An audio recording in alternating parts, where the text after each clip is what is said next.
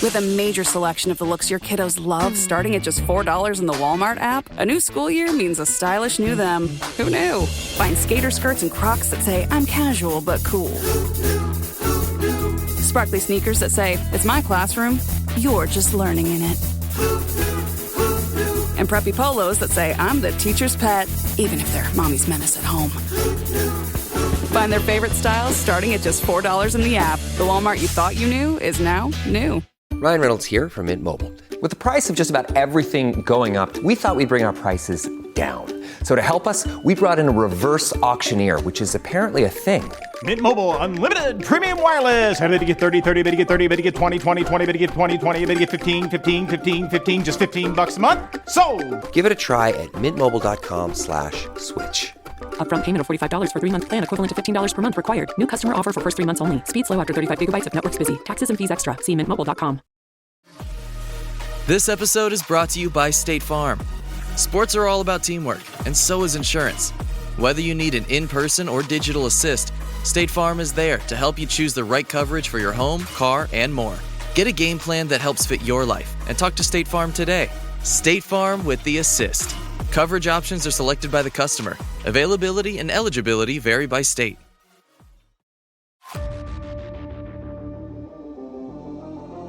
This is the FPL Draft Zone, your fantasy team's best signing of the season. FPL has officially launched, and that means it all feels real at last. So to help you with your draft prep, today we are doing some early draft rankings. Top 5 players by position. Get some of these in, and you might just win the lot.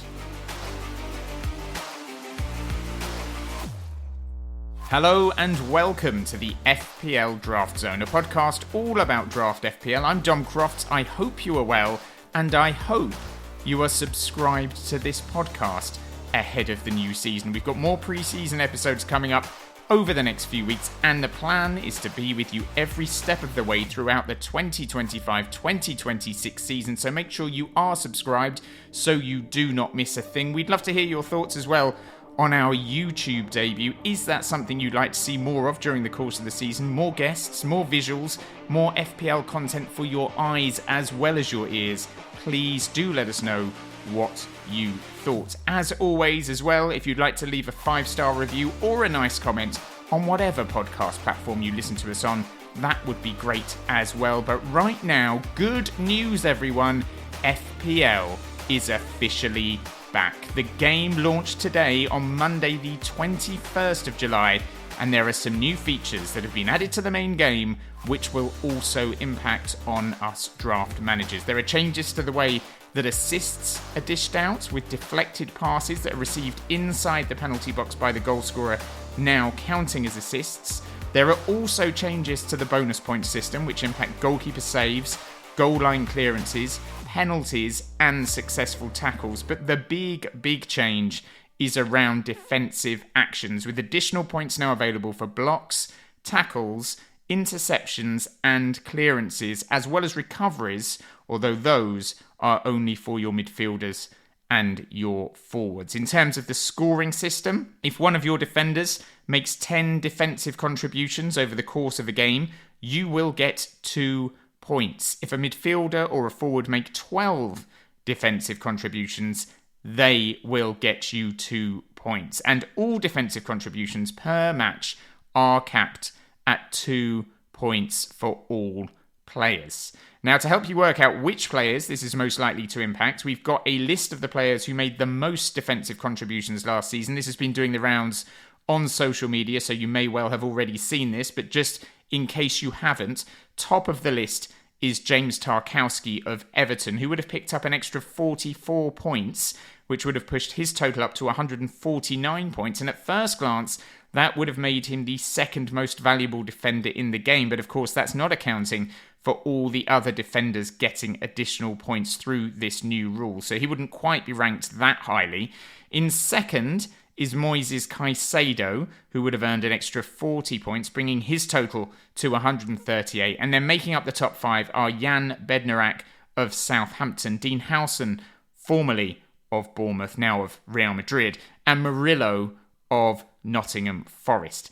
if we break this rule down by position, starting with defenders, the top 10 defenders last season were Vardiol, Trent Alexander-Arnold, Milenkovic, Virgil van Dijk, Daniel Munoz, Milos Kerkez, Cucurella, William Saliba, Murillo and Ola Aina. But if you look at the top 10 with these points added, it looks very different. Nikola Milenkovic would have shot up from third to become the top point-scoring defender in the game with 171 points. His Nottingham Forest teammate Murillo would have leapt from 9th place to 2nd place, and Virgil van Dijk would have moved up 1 place from 4th to 3rd. So the top 3 highest point-scoring defenders would have been centre-backs. Vardiol would have gone from top spot to 4th place, with Nathan Collins also jumping into the top 5, and then Munoz, Trent, James Tarkowski, Maxence Lacroix and Dean Howson making up the top 10. So the headline seems to be that defenders,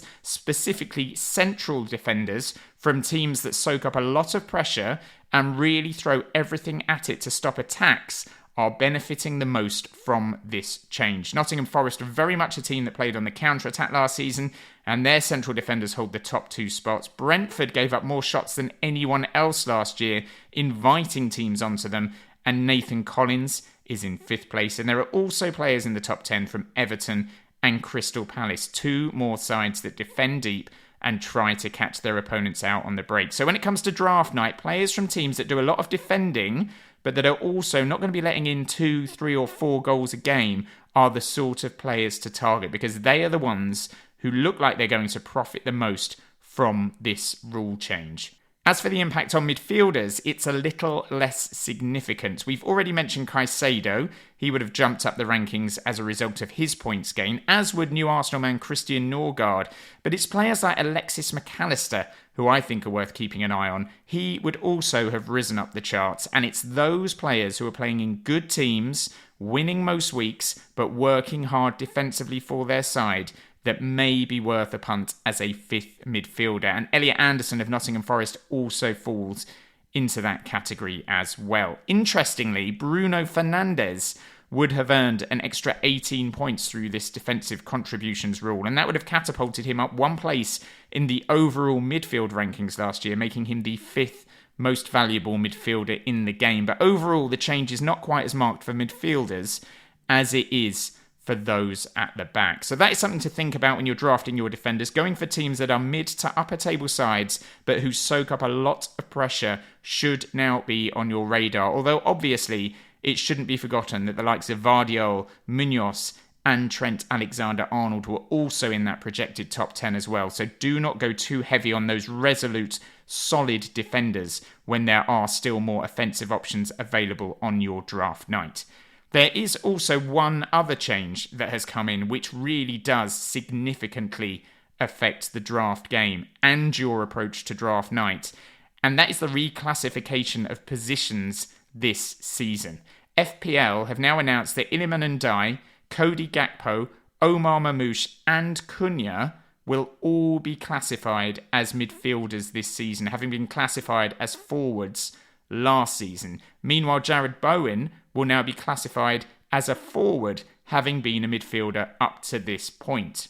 There are some other positional changes too, but the headline for draft managers is that there is now going to be an even smaller pool of forwards to choose from this season, which means getting in a forward early on draft night becomes more important than ever, and it was already really important. If you're in a 10-team league, for example, that is 30 forwards that are going to get drafted on draft night. And last season, to put that into perspective, the 30th highest point scoring forward in the game was Paul Onuachu of Southampton. And ahead of him in that top 30 were Cameron Archer, Eddie Nketiah and John Duran, who left Aston Villa in January. They were all in the top 30. So now we've lost Cunha, Marmouche, Gakpo and Ndiaye as options, all of whom were also in that top 30. We really are going to be scratching around to fill those positions in the mid to late rounds. And that does put a very different perspective on those all-important draft rankings this season, with the likes of Erling Haaland and Alex Isak gaining more value than ever as a result of the position they play in. We may see Ekitike join the Premier League. We may see Victor Gyökeres join the Premier League, but we are still down on forwards. Jarrod Bowen has become a forward, having been a midfielder last year. He would have ended last season with 173 points had he been a forward. That's taking into account him losing a point for every goal he scored due to him not being a midfielder and getting that extra point, and also losing those extra points for clean sheets as well. And that would have made him the 7th highest scoring forward, although one of the players he would have finished behind was Cunha, who is now a midfielder. So if you're keeping up with the madness of all this, and I know it's not easy, feel free to listen to this bit again with a pen and paper and really focus. But hopefully that puts a bit of a marker down in terms of Bowen's new value and the overall value of forwards on draft night. So now we know what the new rules are and what the big changes are. It seems like a pretty good time to go through some very early draft rankings and walk you through our thoughts on the best 5 players to target by position right now. More signings could come in and change this. Starting lineups in friendlies and positions players are played in will all mean this could and almost certainly will change. But right now, these are the players we would love to get in on draft night. So we're going to start with goalkeepers. And the first thing to say here is that you shouldn't be looking at drafting a goalkeeper at all until very much later in draft night. Only 5 goalkeepers made it into the top 50 highest point scoring players last year, and to be honest, I was pretty surprised it was that many. No keeper got more than 158 points, and 14 got within 56 points of that tally. And players like Vicario of Spurs and Jose Sarr of Wolves would also have hit over 100 points as well, but for injury and having to convince new managers that they should be their club's number 1. So don't get too stressed out about the keeper position, because it will not make or break your season as long as you've got someone in your squad who is a first-team regular. Last season, Jordan Pickford was the top point-scoring keeper, with Golden Glove winners Matt Seltz and David Raya making up the top 3. Mark Flecken and Dean Henderson were 4th and 5th respectively, with Flecken no longer an option this season, having moved to Bayer Leverkusen. Looking at Pickford, his season was split between 2 managers, Sean Dyche and David Moyes. He played 20 games under Dyche, in which time he made 61 saves, got himself 10 bonus points, and earned himself 87 points, which works out at 4.35 points per game, which is excellent.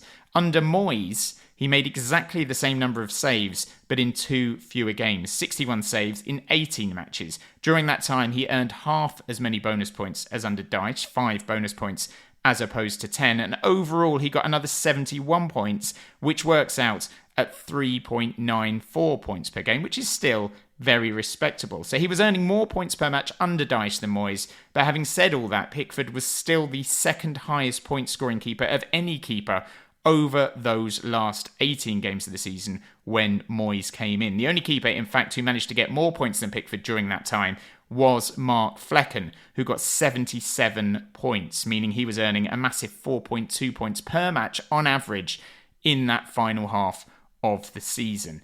If you extrapolate the points Pickford did get under Moyes over a 38-game season, he would be ending up with 149.8 points, which would have put him only 2 points behind Matt Sells over the course of the season. And as well as finishing as the top point scoring keeper last season, Pickford also finished as the top point scoring keeper the season before. And that is why I think all the evidence does still point to him being the best keeper draft option again this year. Everton have got a new ground they're going to be playing in. They'll want to make a statement there. They've got a new striker as well, so hope springs eternal.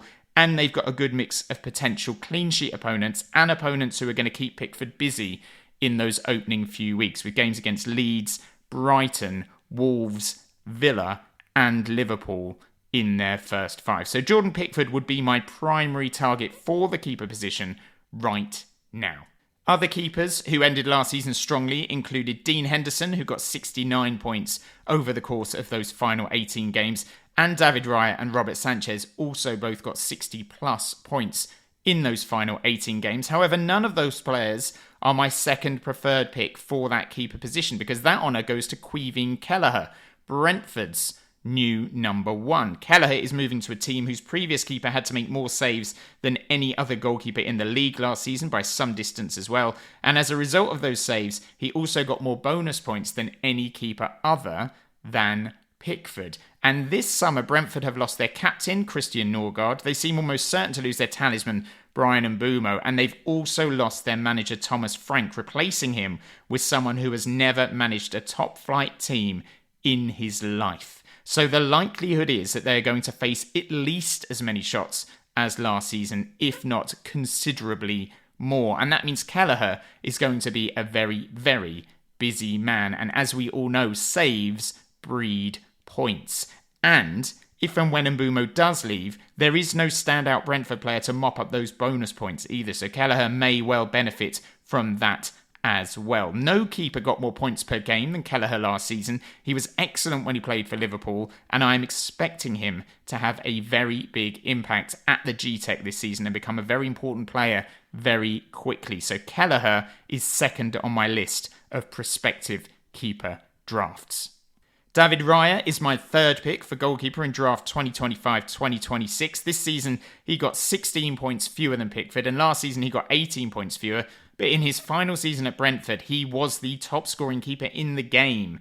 And given how much Arsenal have invested this season, and how strong they have been defensively for the last few years now, I think he will top his score from last year. I think he will keep more clean sheets than last season, and I think he will probably win the Golden Glove again. And when you take all of that into consideration, he seems certain to be one of the top point-scoring keepers in the game. Now, one thing you will not get from Raya are save points, because he only had to make 86 saves last year, putting him 14th in that particular list. But despite being way down in that regard, he was still the 6th highest scoring keeper when it came to bonus points. So the saves that he did make were big saves that made a big difference. So looking at him as a whole, you've got a bit of a perfect storm. Clean sheet potential, playing for a title challenging side, and when called upon, he seems to make the sort of saves that win matches and are looked upon fondly by the bonus points gods. So that is why David Raya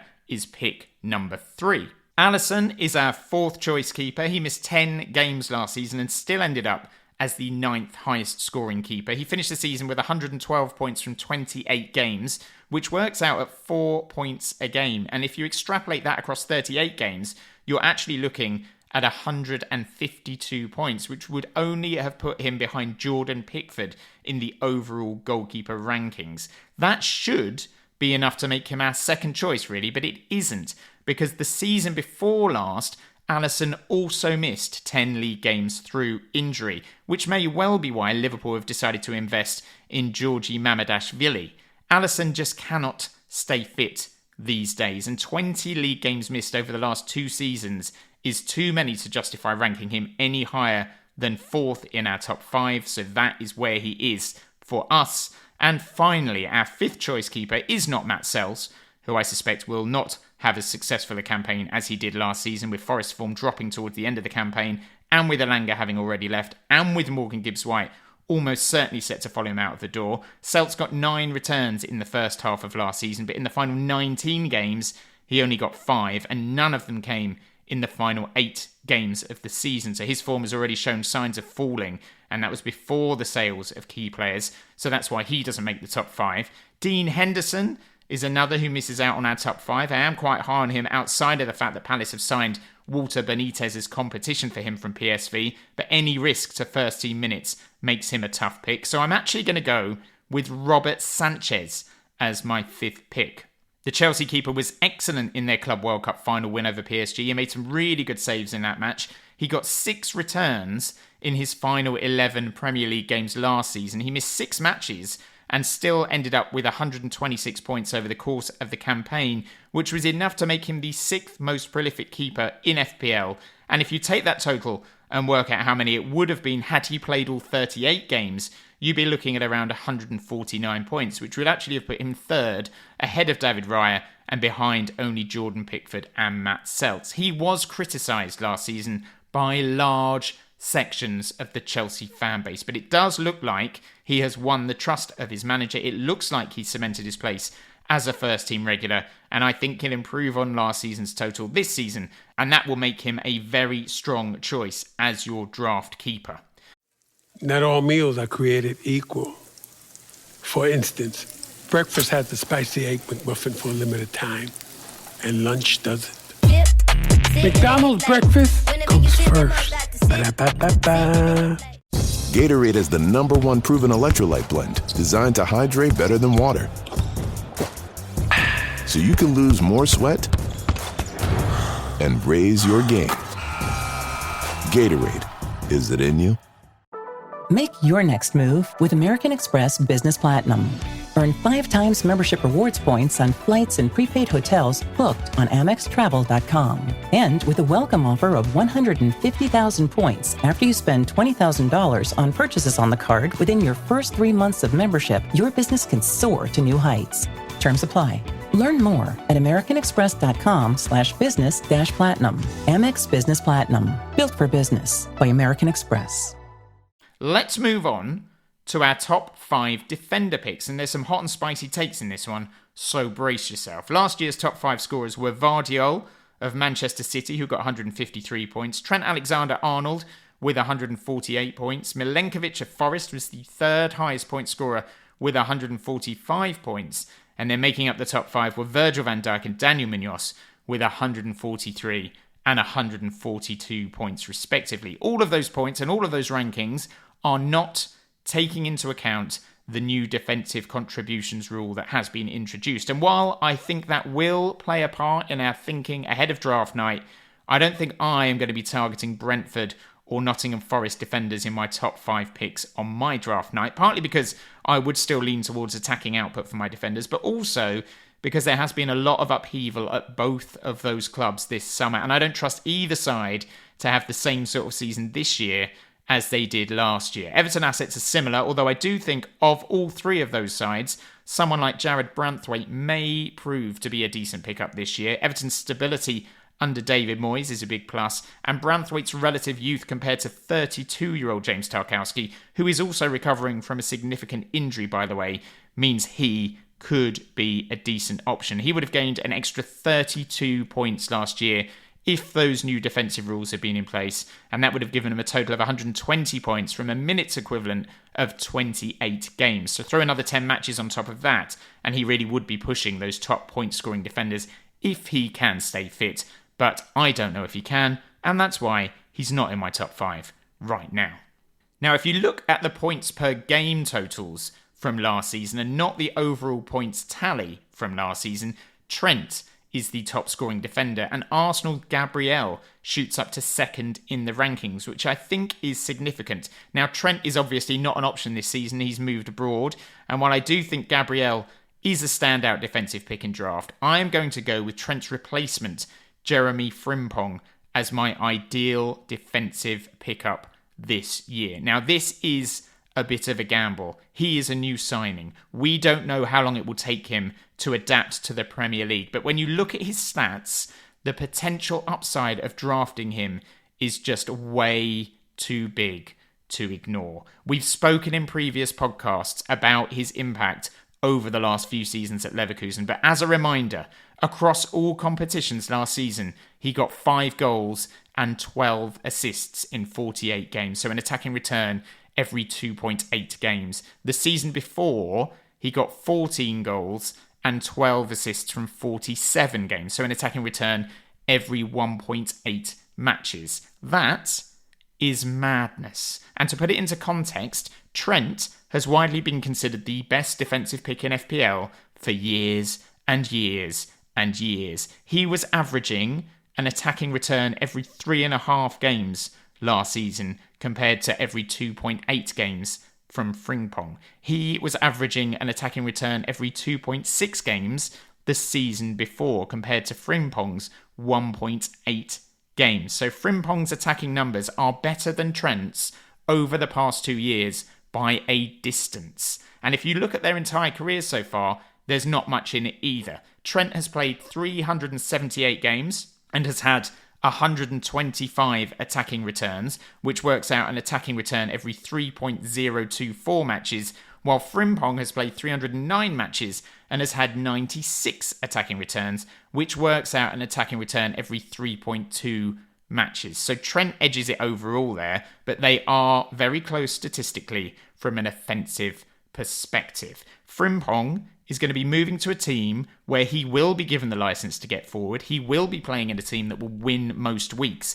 And I just think that if he performs to anything like the level he has shown throughout his career so far, he could be a massive signing for your draft side. It also shouldn't be forgotten, by the way, that Liverpool kept 14 clean sheets last season, which has gone under the radar a bit because Alisson didn't win the Golden Glove, but he didn't win it because he missed those 10 games that we mentioned earlier and Kelleher had to fill in for him. It doesn't change the fact that as a club, Liverpool kept more clean sheets than any other side in the Premier League. So Jeremy Frimpong could benefit from that as well. And that is why he is my number one defensive pick. Gabriel is my second pick. It's very rare that you would choose a centre-back over so many good attack-minded fullbacks. That is before this defensive contributions rule came in. But Gabriel has shown over the last couple of seasons what a threat he can be from set pieces. He got 3 goals and 2 assists last season from the minutes equivalent of 26 games, so an attacking return every 5 matches. But he's also playing in the best defensive side in the country, a team who do not concede many goals, and a team who have kept at least 10 clean sheets in each of their last 4 seasons under Mikel Arteta. There is an argument that Mars Lewis-Skelly could represent an option instead of Gabriel, but his XGI numbers were not that great last year, and you just have to look at those points per game figures that Gabriel earned last year. 4.2 points per match, and there is no one currently playing in the Premier League who can better that statistic from last season. So if he can stay fit, he should be hitting around 148 points this year if Arsenal have a similar campaign, but I am actually backing them to have a better campaign, and I think that means Gabriel's total will top 150 points come the end of the season. My third pick is Daniel Munoz, Crystal Palace's Colombian right-back. He took a while to get going last year, as did Crystal Palace, but 10 attacking returns in his final 18 games, in which 3 of them were double-digit hauls, mean he cannot be overlooked. He also racked up more XG than any other defender other than Trent, and he's at Real Madrid now, and he was in the top 10 for expected assists as well. I'm actually quite surprised Munoz has not been linked with a move to a bigger club this summer, but if he does stick around, and it looks like he will, and someone like Eze does leave, he is going to fast become Crystal Palace's talisman, and I am expecting big things from him this year, which is why he is our third pick. Our fourth pick is another Liverpool fullback, Milos Kerkez, who was excellent for Bournemouth last season, and you would expect him to go up another level now he is playing for the champions. He's going to be getting forward week in, week out. He rarely gets injured. He's a very robust player. He was the 6th highest point-scoring defender last season. He got 2 goals and 6 assists, and I would be amazed if he did not beat that score this season. And if he does, he will almost certainly finish amongst the very highest scoring defenders in the entire game. And then my 5th pick was between a few players, Ryan Aït-Nouri, Lewis Hall, and Mark Cucurella. It is a close call, but I think Aït-Nouri just edges it for me on account of who he is playing for now. Lewis Hall's attacking output, given the number of games he played last season, was excellent.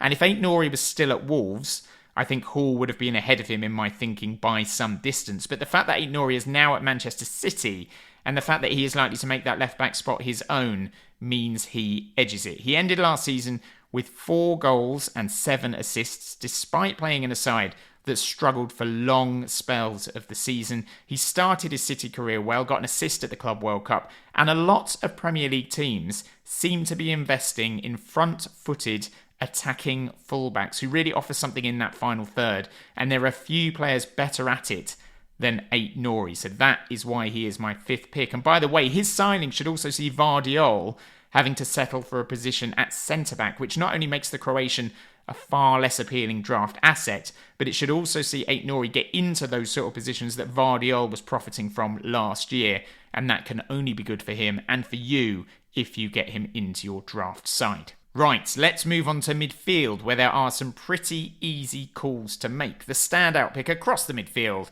is an obvious one. It is Mohamed Salah, who is as close to a guarantee that you are ever going to get in draft. He has had double figures for goals and assists in each of his last 3 seasons. Last year, he got 47 returns in 38 matches, which is just ridiculous.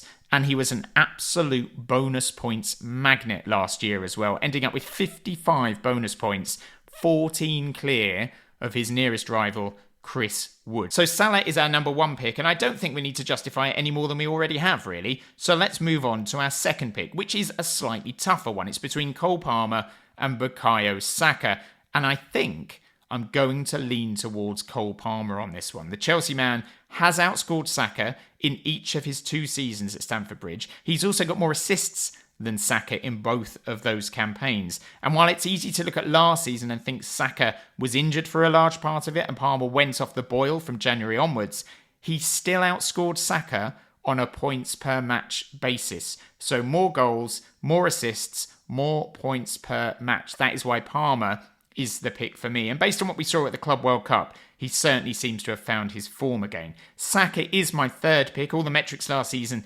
suggested he was going to go to another level in terms of output, but that injury he got against Crystal Palace put paid to that. Arsenal are investing heavily in new signings this summer. That should help take the burden off Saka, and that may improve his attacking numbers or see them shared out a bit more. It should certainly give him a bit more space on the pitch when there are other attacking players for opponents to occupy them. But I am expecting Saka to have his best season yet in an Arsenal shirt, and I think if you do go for Starboy in draft, you can be confident of a 230 to a 250 point season. My fourth pick would have been Jared Bowen, but as we now know, Jared Bowen is a forward, so he is no longer an option. And that means I'm going for Bruno Fernandes. Now, before we discuss the reasons why I'm going Bruno Fernandes, a word quickly on Manchester City options, because there are a few. The standouts being Ryan Cherki and Phil Foden. Both Cherki and Foden could be amazing this season, but I think at the moment they carry too much risk to be in this top 5. Foden needs to rediscover his form and cement a place back in Pep's starting 11 again, and while he may well do that, and he may well return to the form that saw him win the Player of the Season award 2 years ago, there is not currently enough evidence to back that theory up, and Cherki could be the heir apparent to KDB. But again, a new player coming into a new league represents too much of a risk for him to be in here right now. Bruno is a proven Premier League performer. He was in a disaster class of a Manchester United team last season, and despite that, with those all-new defensive contributions added, he would still have been the 5th most valuable midfielder in the game. So if his side can improve on 16th place this season, you would expect his points to increase. United have strengthened their attacking options with the signing of Cunha. Bryan Mbeumo looks set to join as well, so they should be heading in the right direction on the pitch. Fernandes is on penalties. He is on set pieces. He is the captain, so he is a guaranteed starter week in, week out, and all those things matter. So Bruno is in my top 5 because of what he does every single year. However, I must say this. As and when we see United play in 2, 3 or 4 friendlies, this may change. Because it might be that Bruno ends up playing a little deeper than we and maybe even he would like. But for now, because of all the reasons I've just mentioned, he gets the nod. So that only leaves our 5th pick. Florian Wirtz is close to taking this spot, purely on his form over the last few seasons. He is versatile. He can play on the flank cutting in. He can play as a number 10. He can even play as a false 9. And if it is the latter at Liverpool, you've basically signed yourself a striker playing for the champions who is going to be classified as a midfielder. However, it looks like Hugo Ekitike is going to join in the next week or so and rule out that possibility. A few facts on Wirtz. He created a chance every 41 minutes in the Bundesliga last season. He registered a shot every 30.2 minutes, and he got an attacking return every 107.1 minutes. He also got into double figures for goals and assists, as he did in the 2023-2024 season. But all of that is not enough for him to make our top 5 because it is his first season in England and he is too much of an unknown quantity right now. Bryan Mbeumo also has to come into the conversation after his form last season. He has agreed to move to Manchester United for around £70 million. And if he plays as far forward as he did last season, he is a player we must consider. 20 goals and 9 assists last season was his best ever return in England. But the problem right now is that we do not know where he is going to play. Will he play up front? Will he play as one of 2 number 10s? Or, and this is the bit we don't want, will he fill in as a right wing back? And so purely on account of those unknowns, we are going to go with his teammate Cunha as our 5th pick. Cunha finished last season with 178 points as a forward. But if he had been classified as a midfielder, he would have got an extra 15 points for each goal he scored and an extra 7 points for clean sheets accrued over the course of the season. And that would have upped his tally to 200 points, which would have made him the 4th highest scoring midfielder behind only Salah, Mbeumo and Cole Palmer. Cunha is a huge overperformer in terms of his expected goal involvements. Last season, he got 22 attacking returns from an XGI of just 14. And the season before, he got 19 attacking returns from an XGI of just 12.46. So United are getting someone who can score a goal out of nothing and who is ruthless when presented with a decent goal-scoring chance. He also has something you can't really quantify in stats and metrics, and that is main character vibe. He gives off main character vibe every single time he goes on that football pitch. There is a bit of Eric Cantona about him in the way he conducts himself, the sort of goals he scores, the trouble he gets himself into, and the way he has basically taken a team on his shoulders over the last few seasons. And if he can take that into his new club and run with it, he could become a cult hero very quickly indeed. Now, as we've already said, once we know what position Mbeumo is going to occupy, perhaps that will mean he sneaks in ahead of Cunha. If both play where they should play, maybe they both get in ahead of Bruno. But right now, I think we can be more confident that Cunha will play up front than we can that Bryan Mbeumo will play in the number 10 or up front. And because of that, Cunha edges this one, and he is our 5th midfield pick. I am so sorry, Brian. Okay, it's striker time, and much like the midfielders, there is one obvious pick here to kick things off, and that is Erling Haaland of Manchester City. He gets the nod for me just ahead of Alexander Isak, who was last season's top scoring forward, and I will tell you why.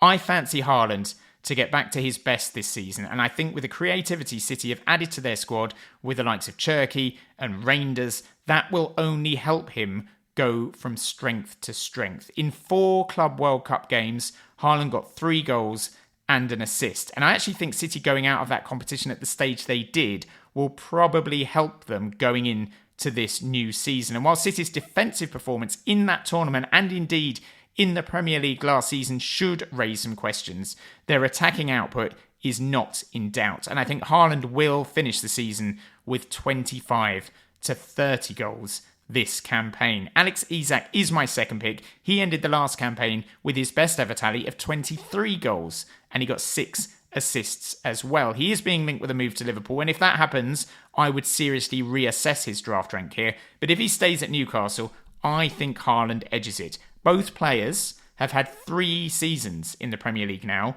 and Haaland has played a total of 8,056 minutes, which works out at about 90 games of football. By comparison, Alexander Isak has played 6,531 minutes, which works out at around 72 matches. And minutes on the pitch translate pretty accurately to FPL points. So that is why Haaland is my choice here. Added to the fact that I think Manchester City are a more complete side than Newcastle right now, and I think they're a side that will win more games and finish higher in the table, and all of these things matter.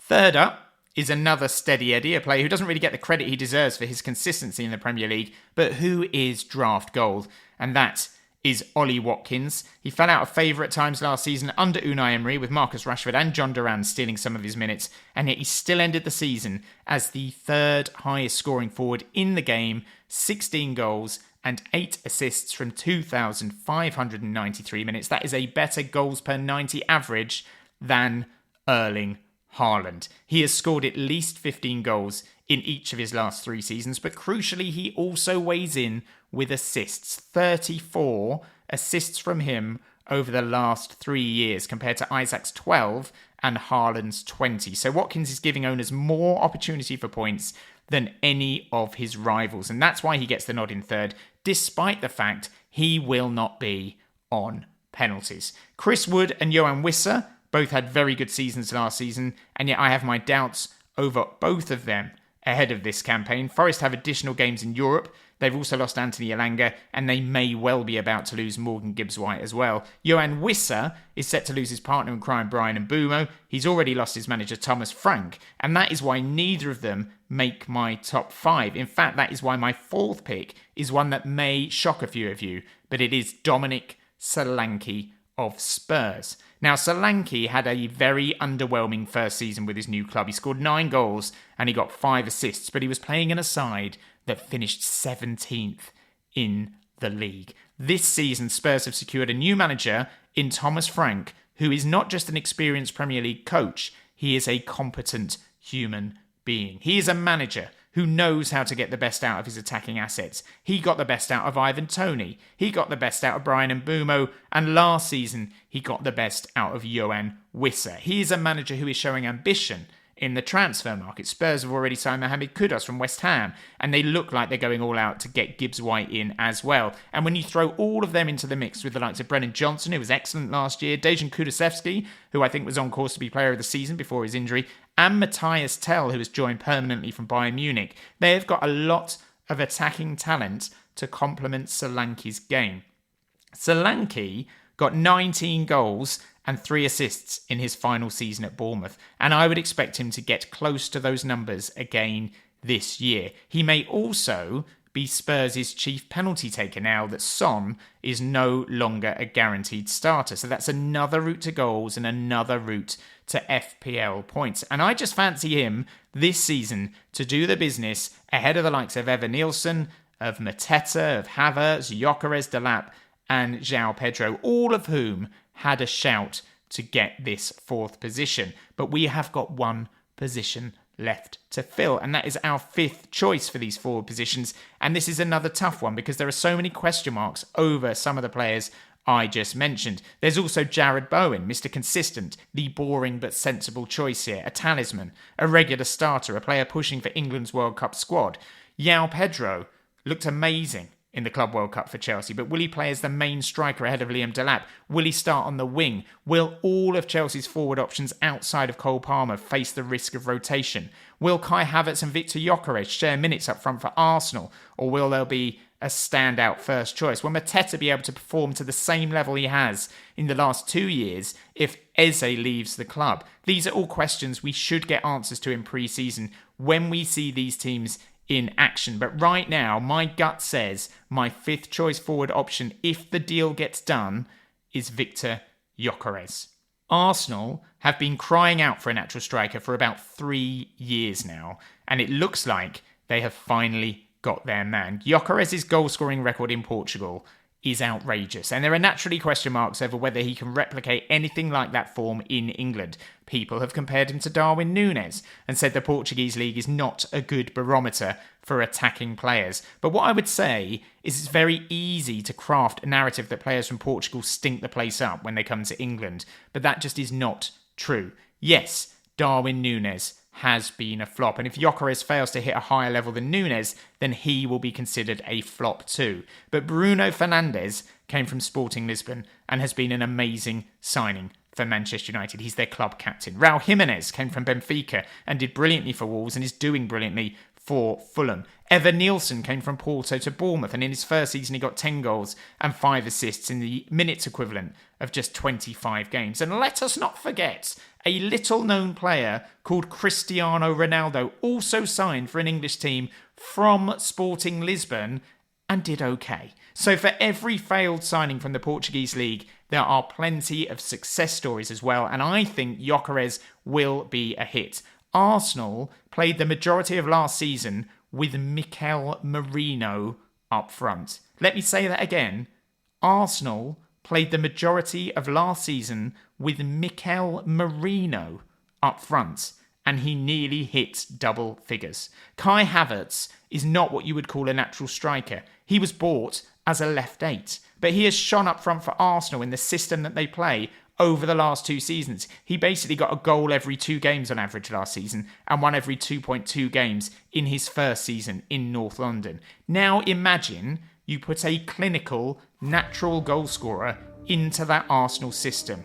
It could be an absolute game changer for Arsenal. And that is why I'm backing Victor Gyökeres to be one of the top 5 point-scoring forwards in FPL this season. Ahead of your Jarrod Bowens, ahead of your João Pedros, ahead of your Liam Delaps, and yes, even ahead of your lanky Sir Christopher Woods. Now, just to remind you, if you didn't know already, prioritising a forward in those first 2 rounds on draft night is essential if you want to have a successful season. And with those positional changes that we mentioned earlier, it is now more essential than ever. It is simply a case of numbers. There are not enough forwards to go around in draft, and you are going to have to move quickly to get players of a decent quality in. So keep that in mind when the clock starts ticking on your draft night, and do not say I didn't warn you. But for now, those are our early top 5 draft rankings by position ahead of the new season. They will change, of that I am certain. But let us know what you think and who you think should be in those top 5s and who shouldn't be. I'm sure we've done something that someone somewhere thinks is absolutely insane. I suspect it might be Dominic Solanke, but I might be wrong. Maybe it's the Manchester United midfield conundrum. You can get in touch with us either way on X and Instagram, where we are at FPL Draft Zone. We're also on Blue Sky, where our handle is at FPLDraftZone.bsky.social. We're also trying to be a bit more engaged on Reddit this season as well, so you can find us on there too. Or if you want to get in touch in a little more formal fashion, you can email us at fpldraftzone@outlook.com. But that is it for this week. We will be back very soon indeed. And until next time, it is bye for now.